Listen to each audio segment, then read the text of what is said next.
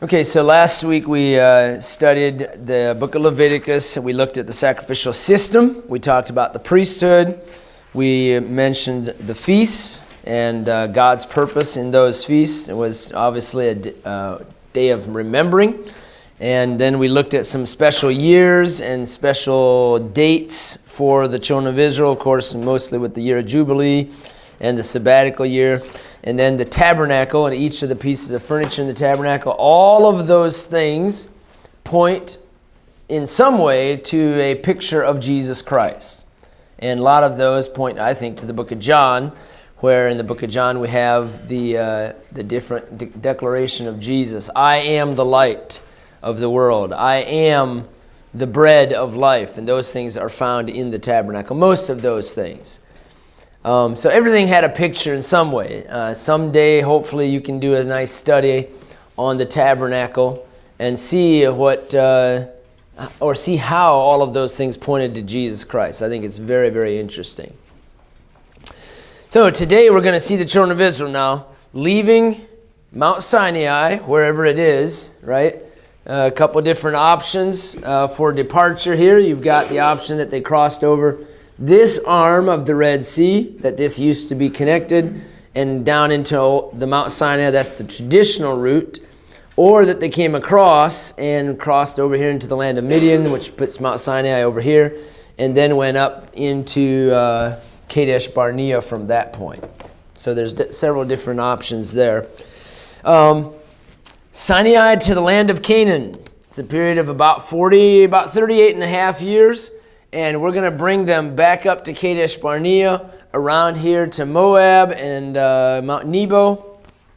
And I believe that's where we're going to, we don't go into all the details there, but that's where we'll leave them. And next semester we'll pick them up going into Jericho. Right? Okay.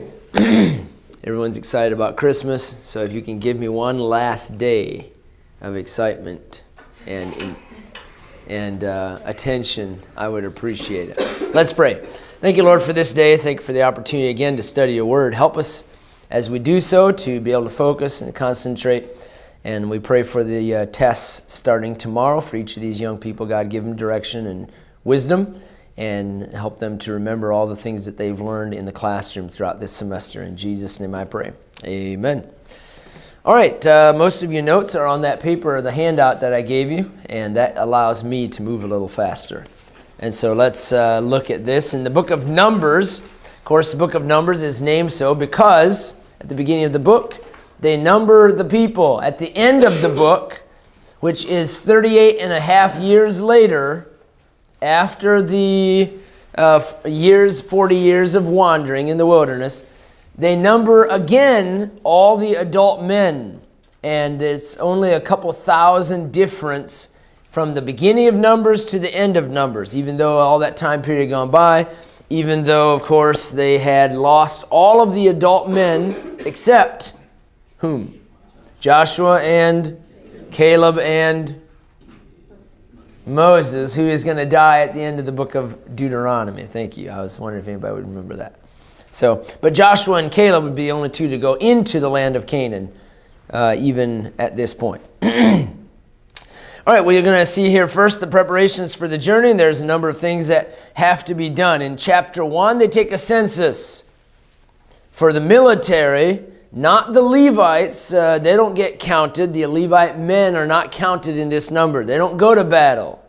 They stay back. If there is a battle, they stay back and protect those who are left behind. But by the way, we do see Levites using their swords. Remember that? When, John? When at the Mount Sinai, when Moses said, "Who is on the Lord's side?" the Levites. Absolutely. When they worship the golden calf, and Moses comes back down, he said, "Who's on the Lord's side?" And the Levites picked up their swords, and they killed quite a few thousand fellow whatever you call them, fellow Jews. Okay, they weren't called Jews yet then either, but anyway. So this census here is only for the 20-plus year old men, and you can see the number, 603,550. While they're at Mount Sinai, remember several of the purposes for God leading them down to Sinai and not straight up to Canaan? What were some of those purposes? Why did God take them down there? Josh? Show them how to rely on God. Show them how to trust the Lord. Something else. Anybody besides... No, I'm kidding. Diego? Establish government. Sure, that's definitely a part of it. Teaching them how to become their own leaders and have their own elders and so on. Give them the law. To give them the law. That's very important. Was that just the 10 Commandments? No. What else? What other kinds of law? Jericho? Yes. Like it's the ceremonial. The ceremonial law. Hold on. You only get one. The ceremonial law. That's, wave the wave offering and then put this meal with it. And anyway, that's the ceremonial law. And it has to be cleansed, and you have to be cleansed a certain number of times while you're doing this and so on. There's a lot of ceremonial law. What's the other kind of law? The moral law, the ceremonial law, and the civil law. What's the civil law? Give me an example, or what is the civil law? The 10 Commandments would be part of it. No, the 10 Commandments is what we're calling the moral law. What's the civil law? John? How to live with one another. How to live with people. So if my ox breaks out of the yard and gores somebody else's child, what's supposed to happen? And all kinds of things like that. So that's always the oddest one. And what if your ox falls into a ditch on the Sabbath day and it's stuck, and gets caught? Are you allowed to break the Sabbath rules to go do that? Anyway, I guess that would partially be the ceremonial law there. Okay, so while they're at Sinai, and then while they're moving up to the land of Canaan, and then for the 38 and a half years while they're wandering in the wilderness, this camping arrangement was in effect. So if you see that camping arrangement, I'm not going to ask you for the details of this. This is just to kind of give you an interesting idea here. Yes? That's kind of a sad question, but what was the example Jesus used when he was comparing the Pharisees about healing on Sabbath? Remember the example he used about something to do along those lines? That is exactly what. So Jesus healed a man on the Sabbath day, and he said if you had an ox that fell in the ditch on the Sabbath day, you would go and get that ox out. But I'm not allowed to help a person. I'm allowed to help an ox, but I'm not allowed to help a person on the Sabbath day. So that was his reasoning there. So here's this camping arrangement. Now, only thing I have to say about this camping arrangement, what does this tell us about God? Order. Somebody else want to add to that? Yes? He has detail. He has order. Very good. God wants things organized. And we didn't spend much time talking about it, but just in the tabernacle furniture and how to build it, exactly to the details of how to build the tabernacle furniture, that was all given to Moses. And the length and the width and what it was made of and what it was covered with and the type of gold that was used. And you see, God is a God of order. He wants things done neat and in order. And we should be the same way in everything. I know you're thinking, my dorm room. But it's much more than that. It's in our music. Our music should be orderly. Our dress should be orderly. Everything about us, our lives in general, should be orderly. God is a God of order. Third, as you see in chapter 3 then, the redemption of the firstborn. And that has to do with the Levites and the firstborn, how the firstborn was to be redeemed. So that, of course, you probably, hopefully, would think of Jesus Christ. When he was born, his earthly parents took him to the temple, and they made a sacrifice for him as the firstborn. So that's part of that. In chapter 5, you see these sons of Levi, this family of the Levites, and there were 3 sons, and they were in charge, each of them and their descendants, in charge of the tabernacle furniture and all the poles and the coverings and the hard goods, soft goods, furniture, etc. That's some things as far as the Levitical service in chapter 4. In chapter 5, as they're living out here in the desert, they have to address the cleanliness of camping. It's kind of an oxymoron, isn't it? If you've ever been camping, you know, you can't wait to get into a river to wash off. But that's not really washing, right? Anyway, so it's kind of, it's not very clean. So they had to deal with some things as far as physical cleanliness, and then also spiritual and moral cleanliness. And so that's chapter 5. Talks about lepers and what to do with them. Of course, it also talks about touching the dead bodies. Did they have a lot of dead bodies? Absolutely.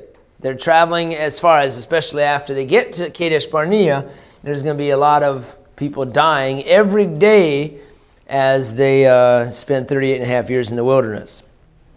Chapter 6 then talks about the Nazirite vow and some of those restrictions that were a part of the Nazirite vow. Let me just address this here.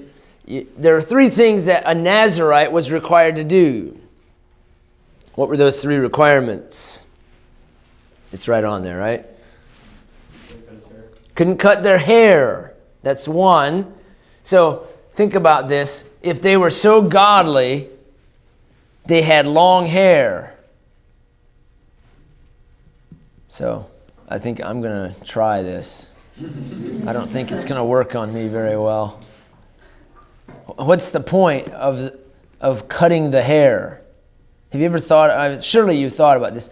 If they're a Nazirite and they have long hair, they were more special, they were more godly because they had long hair? Caleb? It was a shame for a man in a lot of times to have long hair. So And it still is. It is Okay. humility. Okay, sure. Exactly. It is a shame. Bible says nature teaches us that. So that's something permanent. It's a shame for a man to have long hair. So as they walked around, it was shameful. It was embarrassing. And that brought about humility on their part. Everybody who looked at him said, wow, you know, he's separated unto the Lord. They would have known, especially Jews would have known that this person is separated unto the Lord. But it was still embarrassing. Also, of course, they could not have any contact with dead bodies, which means, of course, they couldn't go to funerals during the time of their Nazirite vow. A lot of times we think of the Nazirite vow as something lifelong, but there were actually people who would do a Nazirite vow for a year or 5 years, for a period of time. I'm gonna separate myself and make a vow, a Nazirite vow for this period of time. And then the third thing was that they could have no wine, no grape juice, no grapes, no grape products of any kind. So that included raisins, included grape jelly, it included wine, it included whatever they made, any grape product. Grape juice was, of course, the most common. Now, for us, we would say, what's the big deal, right? You know, I don't know when the last time was that I drank grape juice. I don't like grape jelly. I don't like raisins. What's the other grape? And I don't drink wine much. So, a little wine for thy stomach's sake. So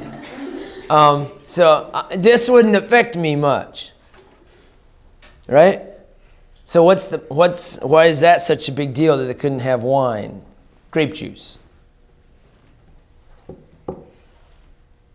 Okay, I'm getting some of the same hands here. Valerie? Maybe self-control, like, since they always had it, it'd be something they would have to work to not have. Okay, so the key is that you said they always had it. In other words, they didn't have all the drinks variety that we have. You know, if you don't like Coke, you drink Pepsi. You know, we have variety. You know, to me they're the same. Nobody ever, okay, you Pepsi or Coke fans. So we have lots of variety. They didn't have a lot of variety. So when they either drank water, some milk, or grape juice was your standard beverage of taste.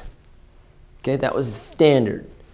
And so to not have any of this would have been difficult. Which, by the way, Samson was in the vineyards of Timnath when the lion roared against him. You see a problem with that? Okay. I don't. I don't. You know why I don't? Because vineyards were everywhere. Vineyards were everywhere. Timnath, where he lived, that hill, I was at the bottom of the hill. I didn't go up on it.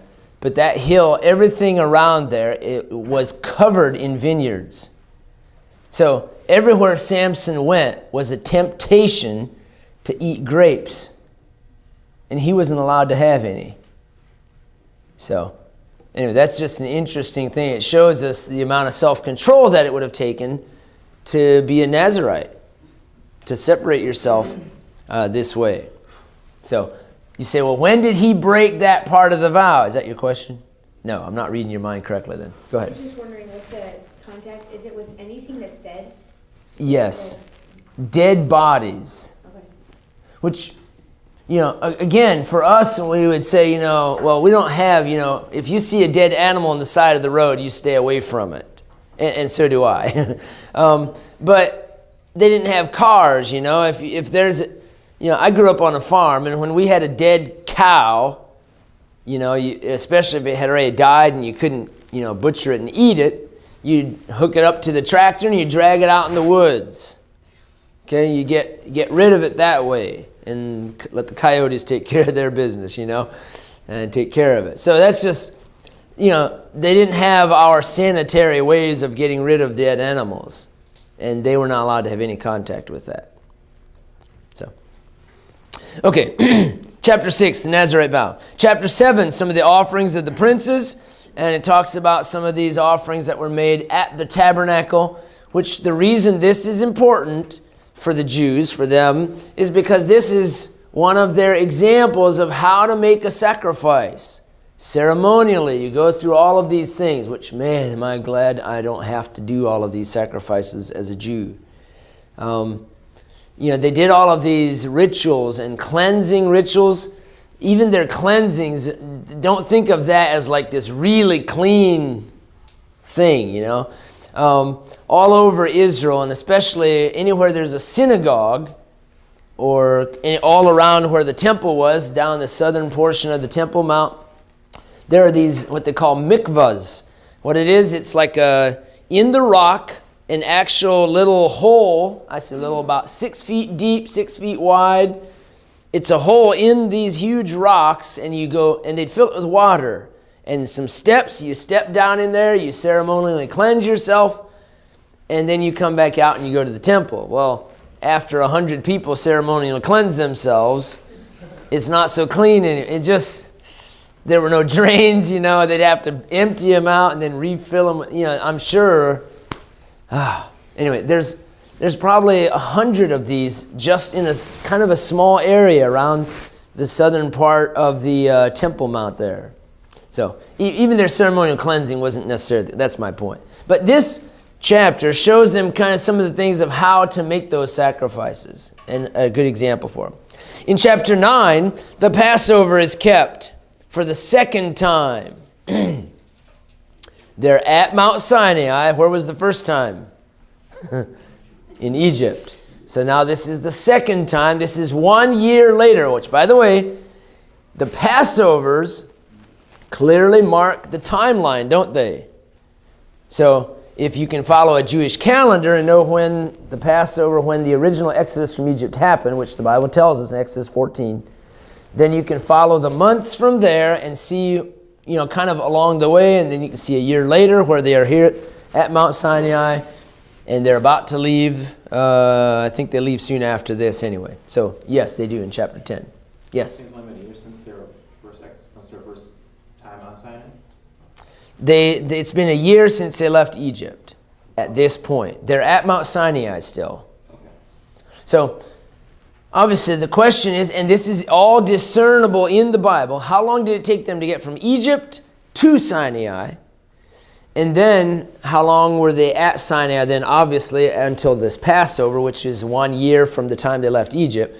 So, it's normally believed about 2 months from Egypt to Sinai, and then 10 months later, they leave Mount Sinai. 11 months later, something like that. So, it's just over a year from Egypt to Sinai to hitting the road again. Okay? Chapter 10 tells us the order of the march. Again, I'm not interested in you knowing that, who is the leader, and, the Kohathites or the Merarites. It doesn't really matter to me. But we see again that God is a God of order. They were supposed to march. This is more than 150 people walking through the desert, right? Have you ever been in a big crowd of people, like a race, where they start to move? Well, Black Friday, yes. No, I'm not talking about that.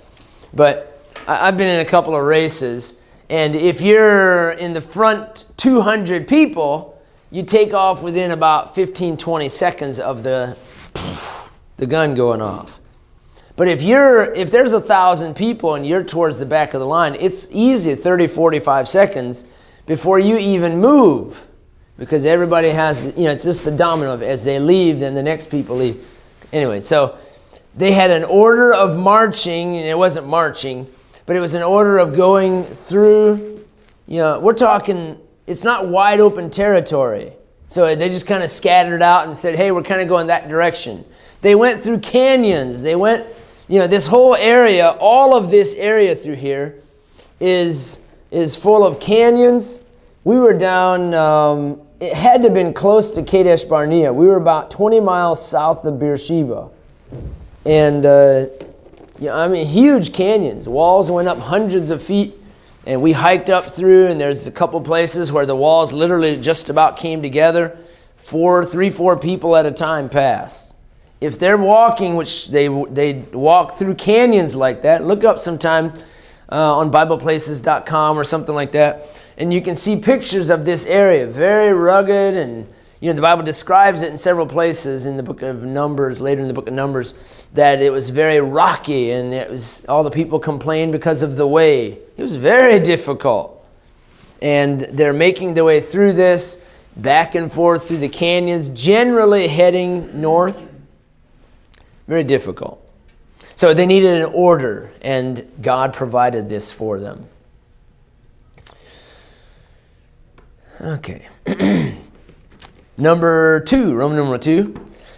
From Sinai to Kadesh Barnea. So the first thing still had them all down here at Sinai, wherever it is. I'm going to call it in the land of Midian. But now they're going to go from Midian from Mount Sinai to Kadesh Barnea. Here's Kadesh Barnea, southern portion of the land of Canaan. Can you all see that or no? They can't. So if you can see it on this map, there's Kadesh Barnea.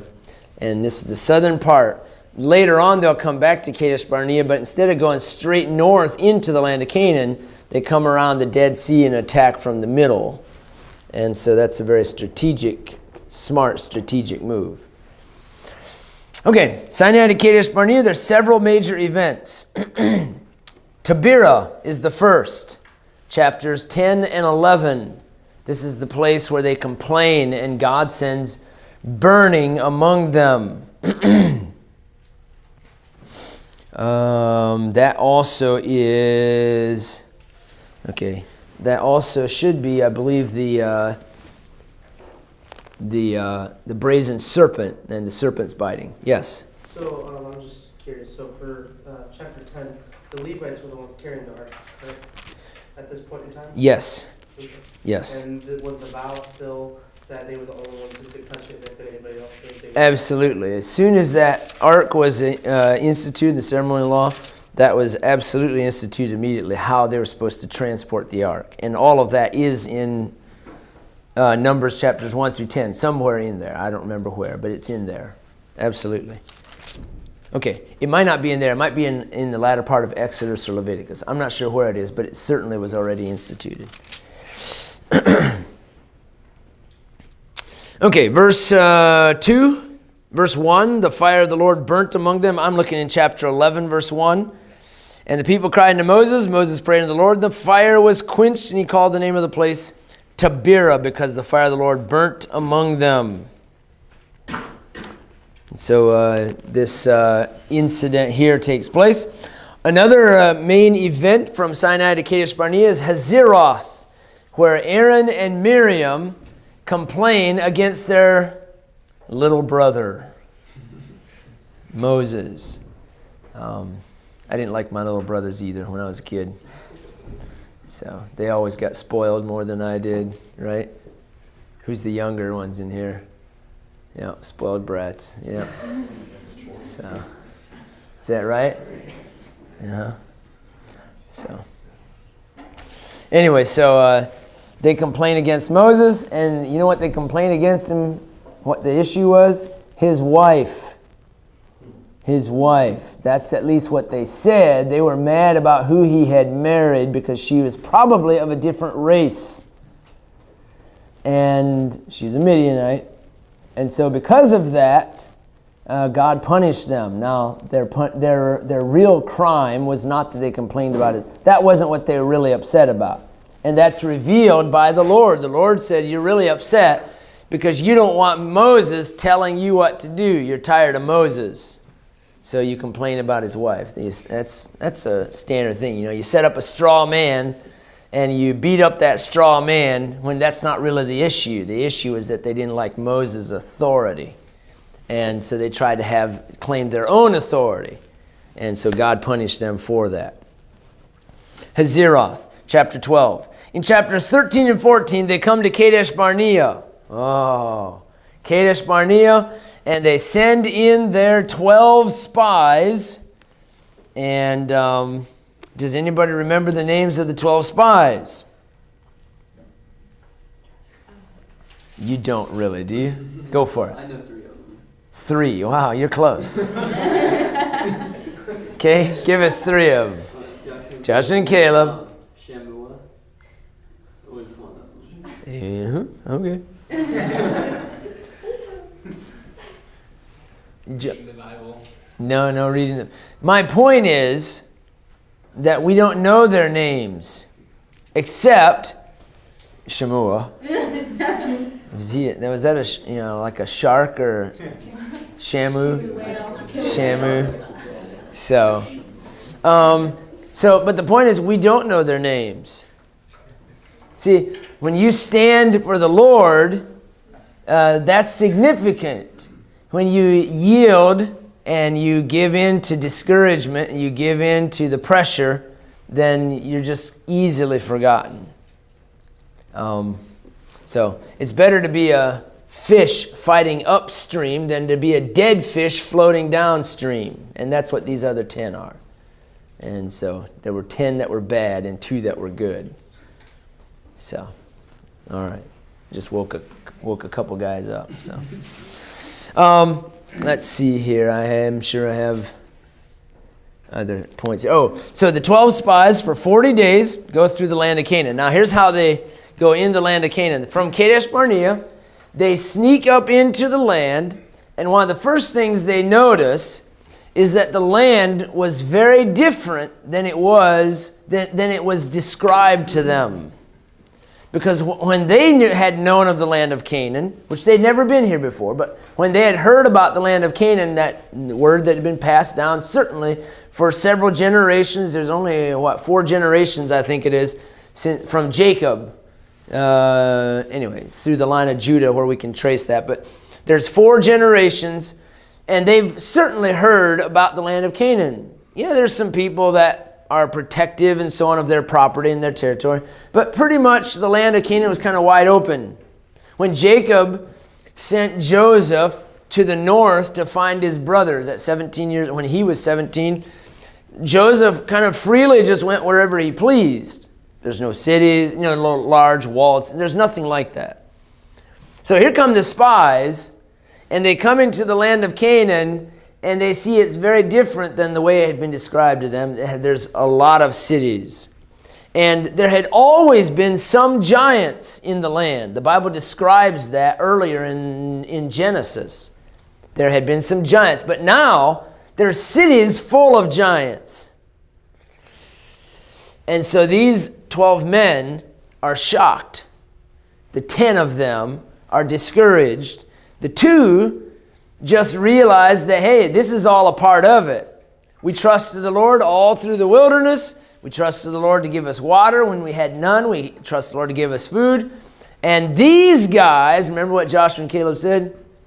They shall be bread for us. I'm hungry. Let's go get us some giants. Yeah. The point is, we're just going to eat them up. We'll consume these guys. We wanted a battle. We got one. Let's go get it. The other 10, no, we can't. And so, but where do they go? This is very interesting. The Bible mentions several places along the way. The Bible mentions Kirjath Arba, which is Hebron. How do we know they had gone to Hebron? Sons of Anak are described. They lived at Kirjath Arba. Also, Caleb, one of these spies, 40 years later comes back to Hebron, right? And says, I saw this mountain 45 years ago, I think he said. And now I'm back and I'm going to claim this mountain for myself. So, anyway, so they go to Hebron. The Bible mentions that they go all the way up to Dan. Okay, so they go the entire length of the land of Canaan. It's really amazing. This is about 150 miles or something like that up to Dan. Traveling, sneaking around, I'm sure at night a lot of times. Up at Dan, by the way, I'm just trying to think of what they would have seen. When they leave down here in the southern portion, it's dry and there's, real hilly and pretty much desert. But as soon as they get up into the hills by Hebron, and then on up Bethlehem, Jerusalem, head up into these mountains, the mountains of Samaria, all kinds of beautiful stuff. Really nice fields up in the mountaintop, the plateaus. The Jordan Valley loaded with wide open fields and so on. As they come on up into here, the valley of Jezreel, just wide open, perfect for farming, etc. Then the hills of Nazareth and the Galilean hills and the Sea of Galilee, fresh water, all you want. And the Jordan River, and especially north of the Sea of Galilee, the Jordan, and up in this huge valley up here under the mountains of Hermon. And there's massive valleys up there that are wonderful. Even today, this area around Dan is called the Nature Reserve of Dan. And you can go on these long hikes way up, and there's water everywhere. The Jordan River, the beginnings of the Jordan, springs everywhere. It is great. Beautiful area. Mm-hmm. Where is the Valley of Megiddo? Megiddo is right in here. Right here. This yellow part mostly. Did you see when you were over there? Oh, absolutely. We spent 3 days in different sections of the Valley of Megiddo. 2 days. 2 days. So there's lots of cities. It's mostly about 10 miles wide, and of course all the way from the Jordan River all the way up to Mount Carmel. So I'll have to do a picture day next semester, and we'll go through a bunch of stuff. Mountains, pretty much, they got mountains and valleys and water, a lot of, very well-watered areas up in here. It's pretty neat.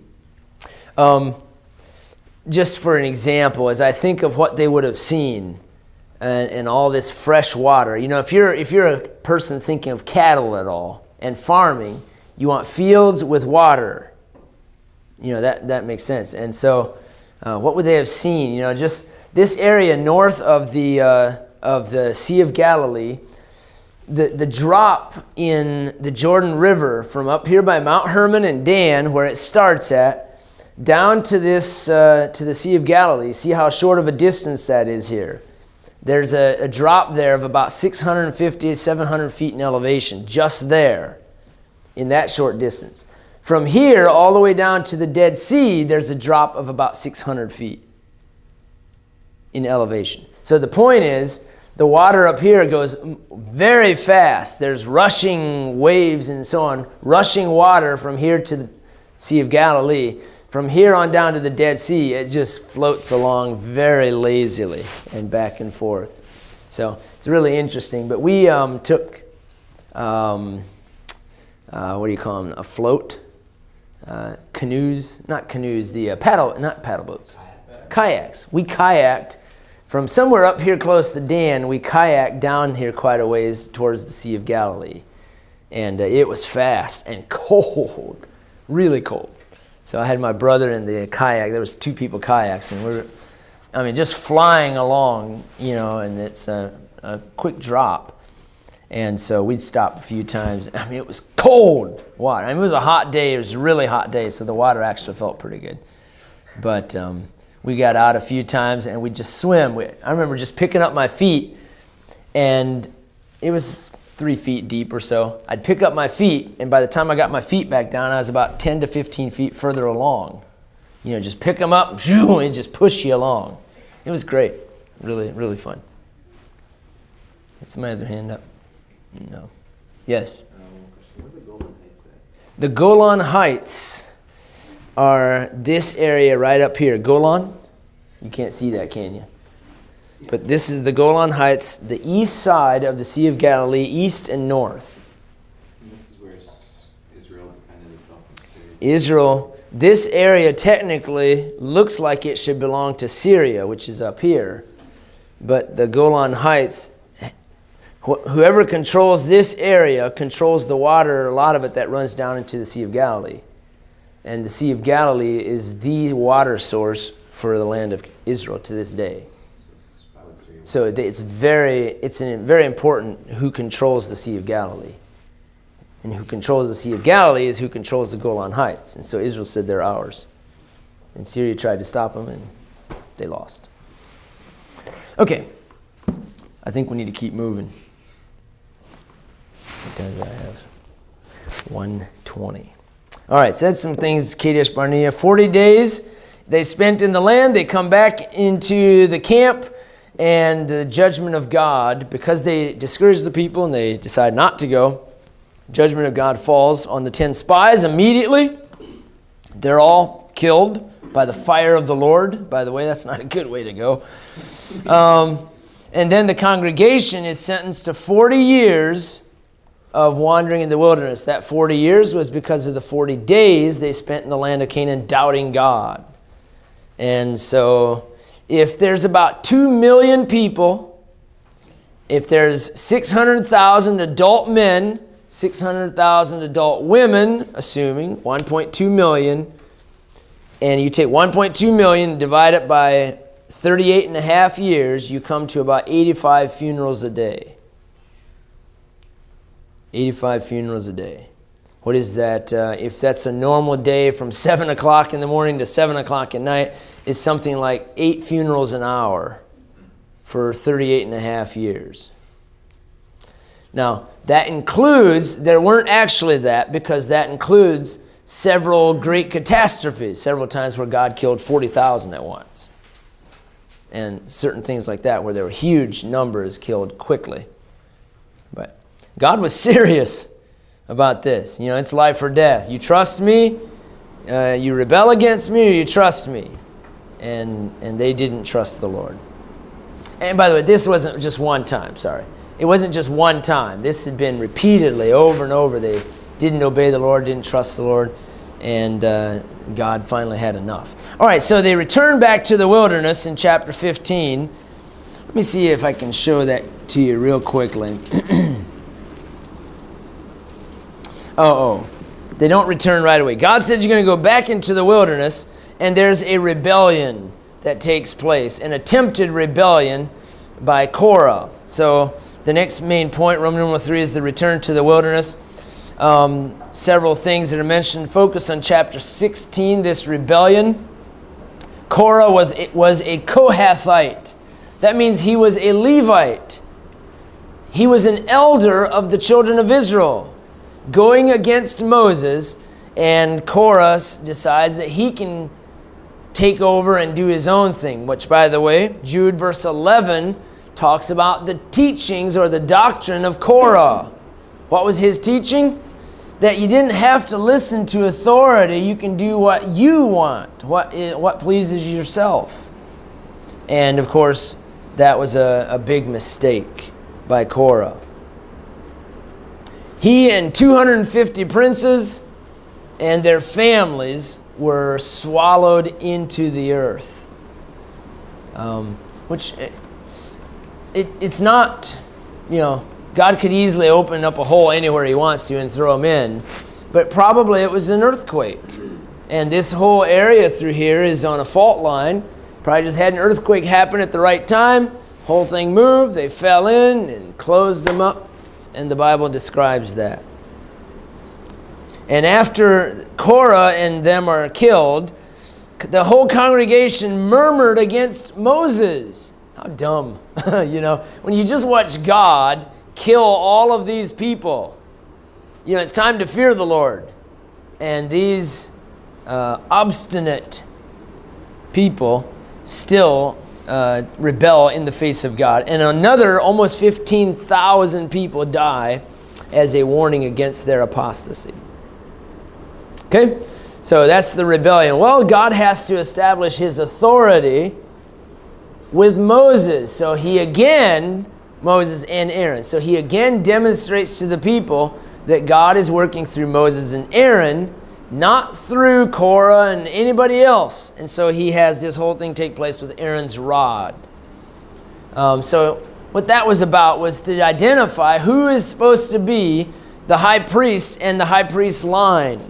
It's Aaron. Well, how do you know that? Well, God said to Moses, take a rod that's completely dry and dead, just a stick, and you're going to put it into the Ark of the Covenant. When they did, overnight, it budded forth big leaves overnight. Aaron's rod budded. They had a dead, dry stick for each one of the other tribes, and only Aaron's rod, which was clearly marked, budded leaves out of a dead rod. And so again, a miracle takes place, and Aaron's rod is proof that Aaron is supposed to be the high priest. Okay, Roman numeral 4. Next section is the return to Kadesh Barnea in chapter 20. Let me read to you. We see in chapter 18 and 19 some things about the purifying and the washing and some offering things. But we don't really find much of anything about their journey into the wilderness. The next 38 and a half years literally take place without hardly any mention. Look at chapter 20, verse 1. Then came the children of Israel, even the whole congregation, into the desert of Zin in the first month, and the people abode in Kadesh, and Miriam died there and was buried there. So now they come back to Kadesh Barnea, and that's the end of the 40 years. It doesn't tell us anything else as far as what they did in the wilderness all those years. They died, it was just a continual funeral, it seems like. So now they return to Kadesh. What happens when they come back to Kadesh? First, Miriam dies, and then we see the sin of Moses, where God again provides water for them out of that rock. And this is where Moses sinned against God by diluting, by destroying, by messing up God's symbol. Here's the rock, 38 and a half years earlier, 40 years earlier, had been struck, picturing the crucifixion of Jesus Christ, the rock. Now, he was supposed to speak to the rock, and Moses still hit the rock, and he messed up that symbolism of the rock being struck and then spoken to. So, what are some of his sins? You see them listed out, some sins here that are mentioned. And this is found in chapter 20. Verse 9, Moses took the rod from before the Lord.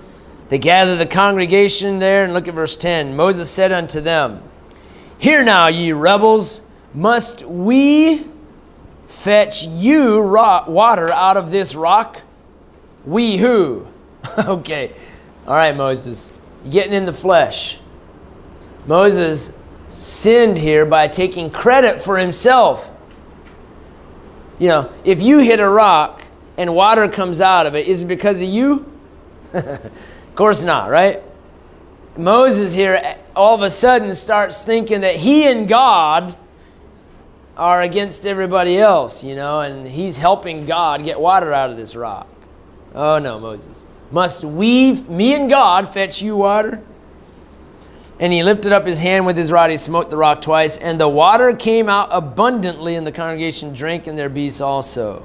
And the Lord spake unto Moses and Aaron, because ye believed me not, there's another sin, to sanctify me in the eyes of the children of Israel, therefore ye shall not bring this congregation into the land.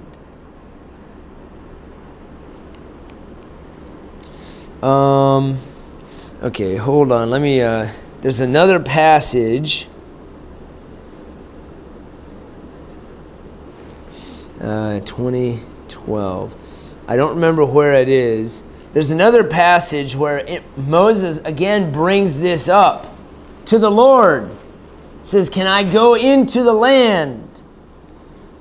It's in the book of Deuteronomy somewhere, I think. And the Lord says, Moses, don't bring it up again. Sounds like a parent with a child, Don't bring it up. I don't want to hear another word about it. You did it. Take your spanking, take your punishment and go. So, all right, so we see several things there about the sin of Moses. Any questions on that? Okay, now also here in chapter 20, there's a request to Edom. Now watch on this map. Here they are at Kadesh Barnea, and they want to pass. This time they're not going to go straight north. They want to pass around this side of the the Dead Sea.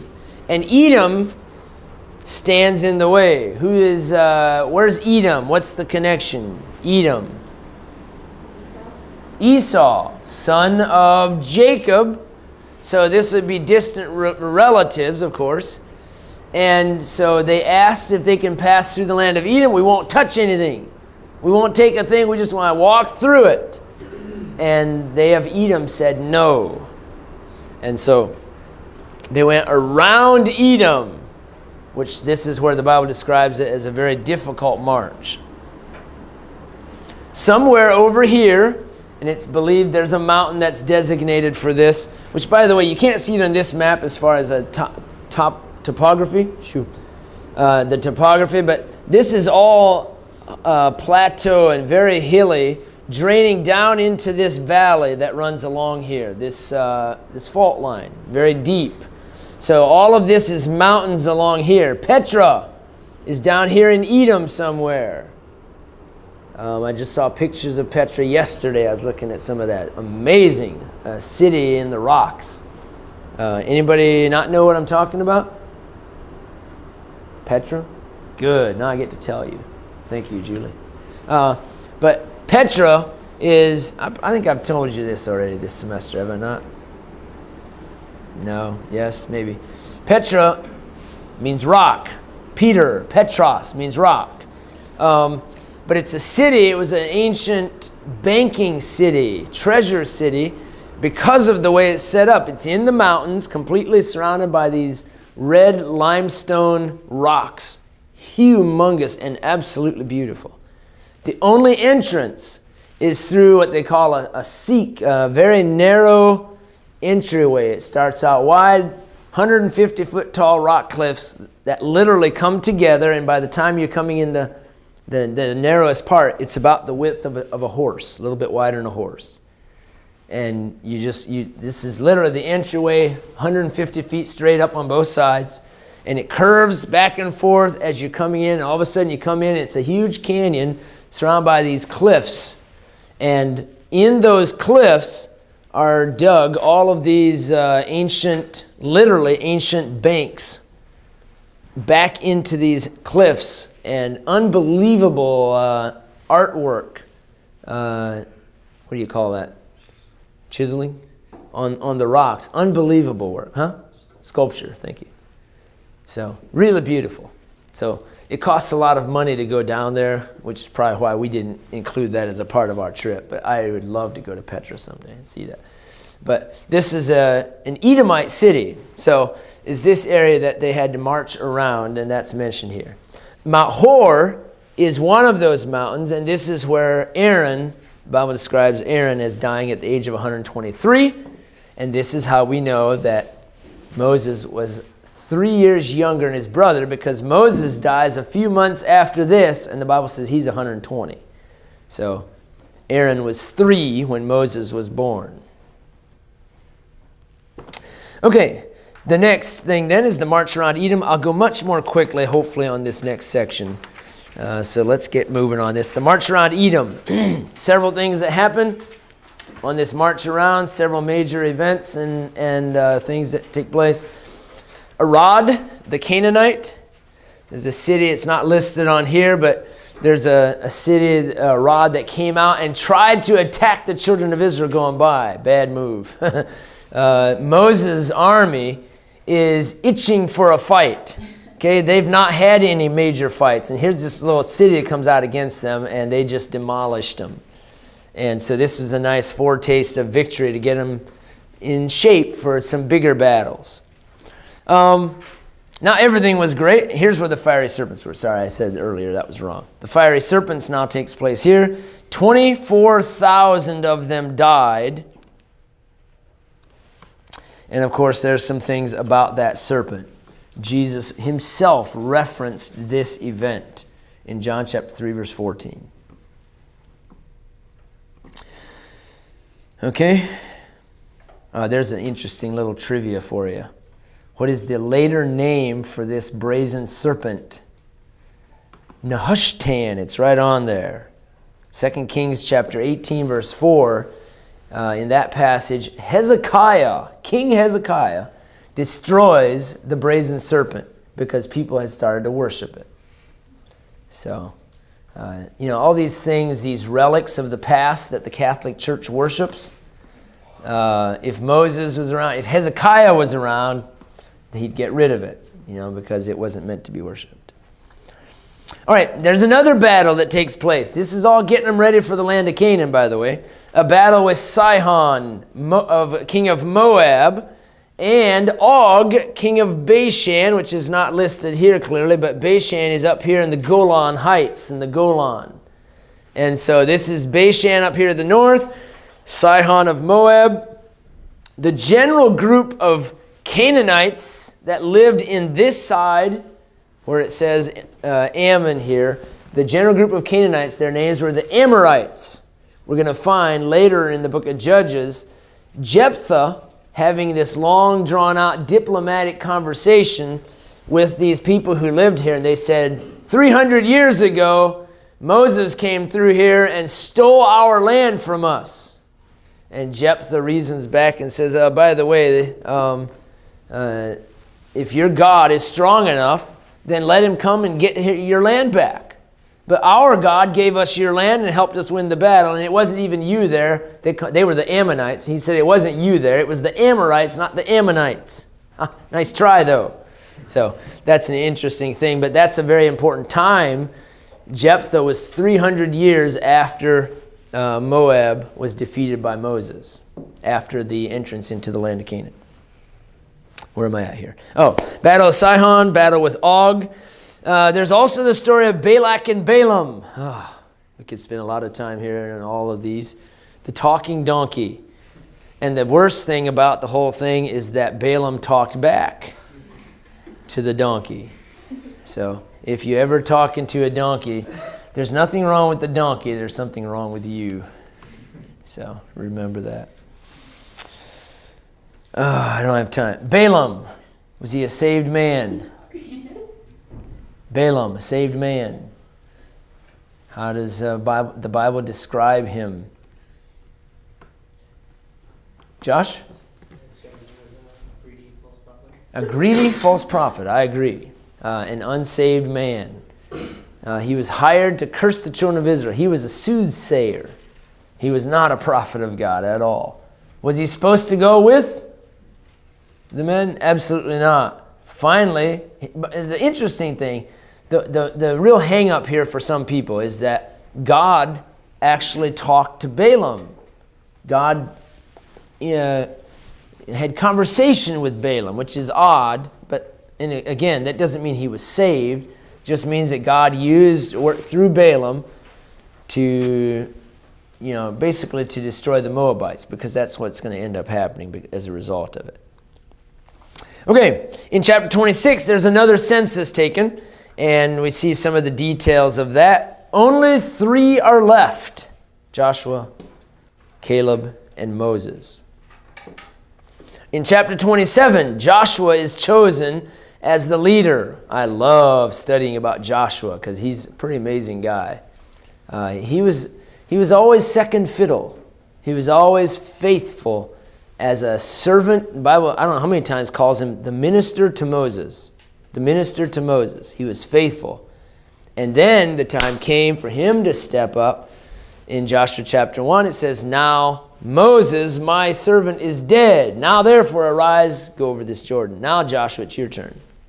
So I love the fact that he was faithful. And we see here Joshua being chosen as the next leader.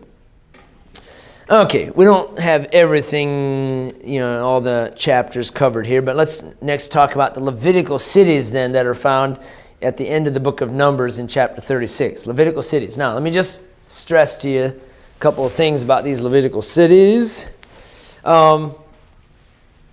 Levites didn't have actual territory. Remember that. They had cities scattered throughout all the territory. How many cities? It's on here, I think. No, 36 is the chapter number. It doesn't say here. There were 48 Levitical cities. Of those 48, 6 of them, so that equals 42. Of those 48, 6 of them were cities of refuge. The other 42 were regular Levitical cities, and they had lots of Levites living in those Levitical cities. What was the job of the Levites living there? To be teachers and Bible students, law students, to teach the law to the rest of the people. They didn't have churches. They didn't have synagogues. They had one tabernacle, but the tabernacle was a place of sacrifice. It wasn't a place of learning. So Levites, their job was to teach the people.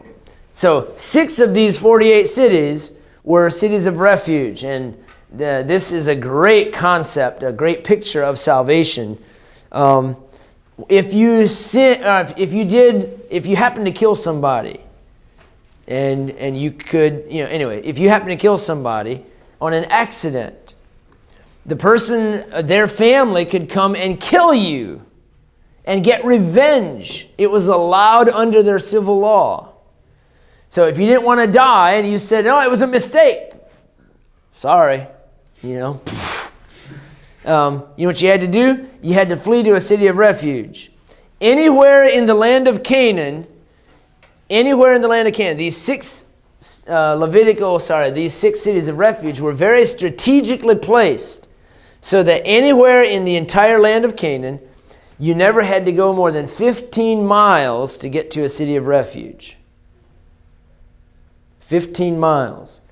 And this is not found in the Bible, but in Jewish, tradition, Jewish books of tradition. There's several of those, the Mishnah, the Talmud, if you ever heard of those. There are several things like that, others as well.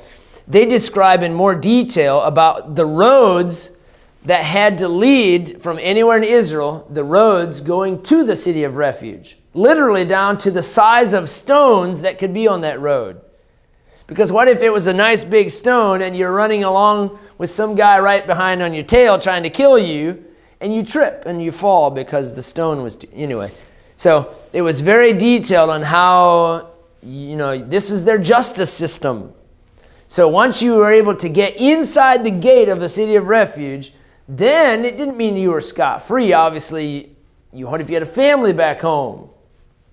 So, there was those things to consider. So once you're inside the city of refuge, the Levites there would hold a trial.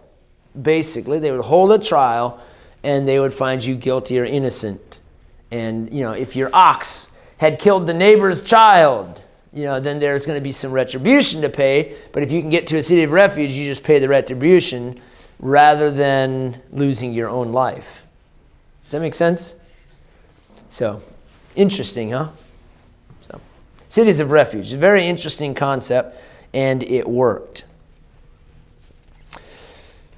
Any questions? Perk up. Very good. Yes? So they could actually chase the person they were trying to... Oh, absolutely. So if you got a tear at you, would be that they were just running. Sure. If you can catch them, it was fair game. You know? So what would normally happen? You know, if you happen to kill somebody, you know, you better take off.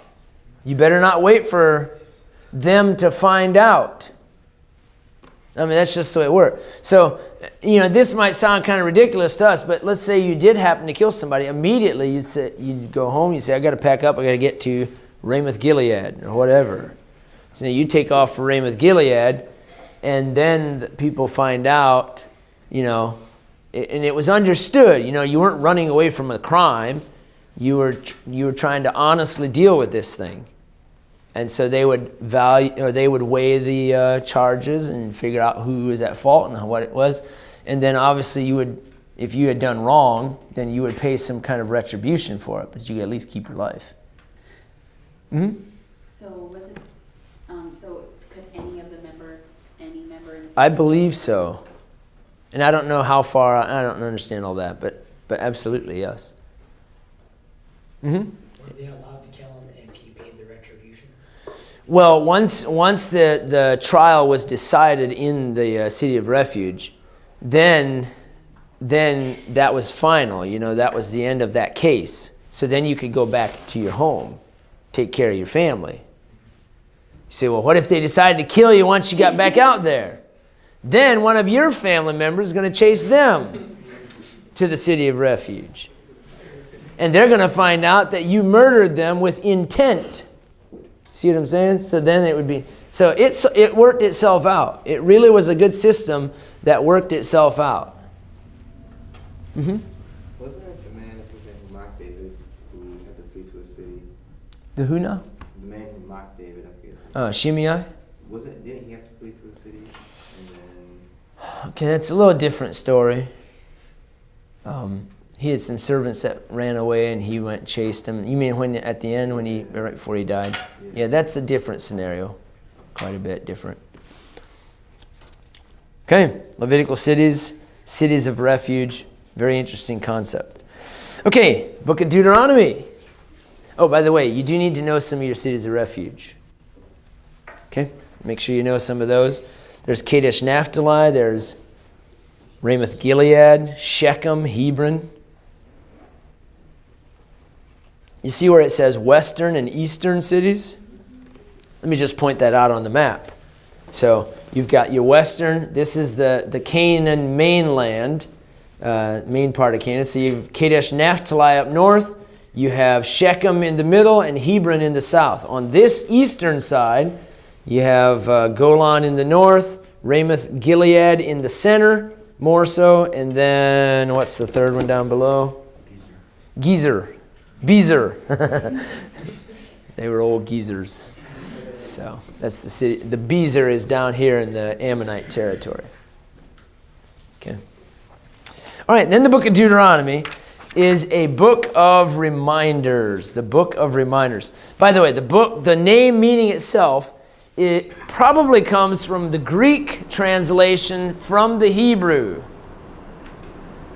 Deuteros means two or second. I can't remember the Greek name for it, but the second part is law. Second law. Literally is what it means. So it's a fifth scroll of the big scroll of the law. All right, so chapters 1 through 4 are looking back historically at what God had done in bringing them out. And it mentions a lot of these events that we've already touched on. By the way, all of the book of Deuteronomy was written probably in the last 3 months of Moses' life. 3 months or so. They're already at Mount Hor in the end of Numbers. They're already to Moab. They're already they're here ready to go. and several months takes place here of writing this and several of the last events. So it's chapters 1 through 4 is looking back. Secondly, chapters 5 through 26 is a practical look at the law. And very interesting things. By the way, let me just point this out because this gets confusing to some people. Some people say, oh yeah, the book of Deuteronomy has a bunch of ceremonial law. And oh yeah, this is a common argument. Deuteronomy 22:5. Am I mixing this up? I forget. I think it's Deuteronomy 22:5, 5:22. Anyway, where it says a woman shall not wear that which pertaineth to a man. And so we say that is general law, moral law, that a woman is to have a different identity than a man. But later in the chapter, there are clearly ceremonial laws. And so, of course, that makes a nice argument that if the ceremonial laws in the later part of the chapter are only for the Jews, then the section where it says a woman shall not wear that which pertains to man is only for the Jews also. You understand their point? Wrong. Chapters 5 through 26 is not all ceremonial. It's not all civil. It's not all moral law. It's all the laws mixed together. It's just, it's a kind of a, anyway, it's a big, wide paintbrush, and it just gets everything in sight. You understand that? So there's rules about everything you can imagine. Diet, clothing, feasts, slaves, things like that. How to choose a king in chapter 17. That's an interesting passage there. Kings shall not multiply horses to themselves. Kings shall not multiply wives to themselves, as all the other worldly kings around them did in having a harem of wives. Kings shall not multiply gold and silver to themselves. All of those things Solomon did wrong and reaped the horrible consequences of those things. Okay. Any questions on that section? There's the judgments in chapters 19 through 26. So you see there's just a huge variety of topics mentioned there. Divorce, levirate marriage. Oh, there's an interesting one. Oh, glad that's still not true. Levirate marriage was if your brother had married a wife and didn't have any children, and then he died, then if my older brother had a wife and didn't have any children and he died, it would be my responsibility to marry her and to raise up a son in my older brother's name, so that his family inheritance would get passed down to his family. And that son would literally not be my son. It would be in name. It'd be my brother's son or child. Okay, so who's the picture of that in the Old Testament then? Who is the example of that? Boaz, Ruth. Ruth's husband died, and his brothers all died. So the nearest relative had to raise up a son to, who is Ruth's husband? Mahlon or Chilion? I don't remember. It was one of those two. I think it was Mahlon. And so Boaz had to raise, well, there was no Chilion. There was no, so because, and this was the unique situation, Boaz not only got to marry her, but he got to get all the property at the same time. So he got very fortunate to keep the property in his name, not Mahlon's family's name. Anyway, it's a really interesting scenario there. But levirate marriage is mentioned here in chapter 25. I'm glad that's not, because I have 6 brothers. That would not be good. So, all 6 of my brothers have children. Yes, lets me off the hook. Okay, chapters 27 to 30 now is looking ahead at prophetic blessings and curses of the law. Blessings if you obey, curses if you don't obey. And he exhorts them all to obey. And then the final chapters, 31 to 34, is the blessing and song of Moses. Looking up, praising the Lord. Moses takes a little bit different direction here. In chapter 34 of Deuteronomy, Moses writes, I believe, his own death. If it's not Moses, it's Joshua. Anyway, it's not, to me, it's not important about who wrote it. You know, Bible critics like to say, well, the Bible indicates that Moses wrote all of it, and how could he write his own death? Okay, if you want to be real picky about who wrote those last couple of verses, fine, then Moses wrote his own death. But if you can at least just say the book of the law was attributed to Moses, but the last few verses Joshua added after Moses died, then okay, that's fine. Anyway, to me it's not important who exactly wrote it, but it was added right then. It was a part of the law. The death of Moses. Anyway, because the Bible literally describes Moses' death. Chapter 34, book of Deuteronomy. Moses went up from the plains of Moab into the mountains of Nebo to the top of Pisgah that is over against Jericho. And the Lord showed him all the land of Gilead unto Dan. Whoa, is that possible? To stand here at Mount Nebo and see all the way up here to Dan? Haha. It is.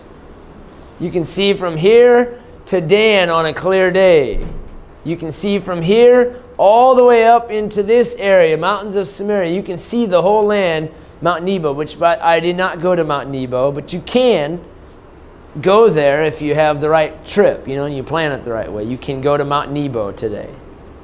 And you can see, you can't see the city of Dan, but you can see the mountains of Hermon to the far north, just to the north of Dan. Snow-capped, the only snow-capped mountains in the country of Israel.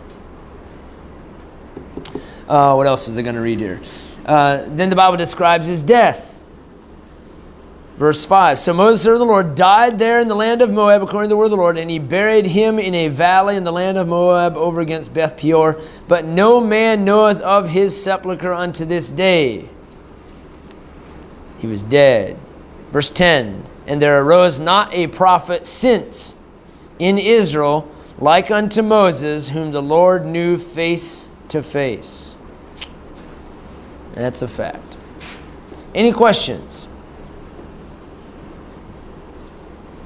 Any questions? Folks, Numbers and Deuteronomy. That was fast.